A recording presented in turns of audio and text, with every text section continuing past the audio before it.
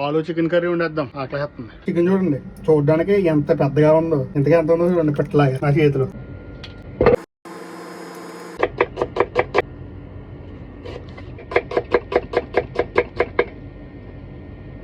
ఉల్లిపాయ కూడా ఎక్స్పర్ట్ కాదు, కొయ్యగా ఎక్స్పర్ట్ అయ్యా.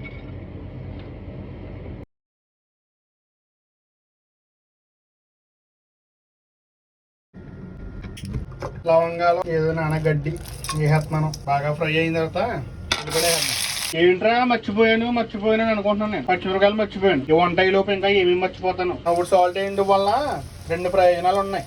ఒకటి, ఉల్లిపాయలు త్వరగా వేగిపోతాయి. 2, కూర తీపిరా. 50% ఇప్పుడు వేయాలి, మిగతా 50% తర్వాత వేయాలి. కూర అయిన లాస్ట్. ఉల్లిపాయలు మగ్గిపోయినాయి. టమాటా కోసి వేసి చిరాకు నాకు. అలా టమాటా ఎలాగైనా సరే ఉడికిపోద్ది. ఇలా మనం ఇలా వేస్తాం. అల్లం వెల్లుల్లి పేస్ట్ వేద్దాం. ఇది ఖచ్చితంగా వేయాలి కదా. ఈ మాత్రం దీనికి కొంచెం నీళ్ళు వేసి వేసేద్దాం. దాంట్లో మాత్రమే అల్లం వెల్లుల్లి పేస్ట్. కొంచెం వాటర్ వచ్చిన తర్వాత కారం పసుపు కాసేపు మూతెట్టేస్తే చట్టం తన పని తాను చేసుకుంటూ పోతాం. ఎందుకంత జిడ్డుగా ఇలా ఉన్నానంటే, ఇప్పటి వరకు మొక్కలకు నీళ్ళు వేసి వచ్చాను. మళ్ళీ స్నానం చేసి మళ్ళీ వంట చేసి మళ్ళీ స్నానం చేయలేం కదా. ఒకేసారి స్నానం చేసేద్దామని వంట చేసేస్తున్నాను అనమాట. బంగాళదుంపలు వేసేస్తున్నాను. ఒక పాలు తిప్పామంటే కొంచెం సేపు ఏగితాను.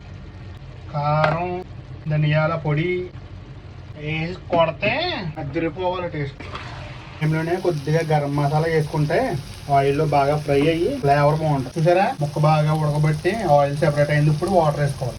నాకు పులుసు ఎక్కువ కావాలి కాబట్టి నేను ఎక్కువ వాటర్ వేసి మూతట్టేమంటే కాసేపటికి ఉడికిపోయిన రా బాబా వచ్చి తినుకొని తాగేస్తుంది. అయిపోయాను వచ్చి చూడు అంటాం అనమాట.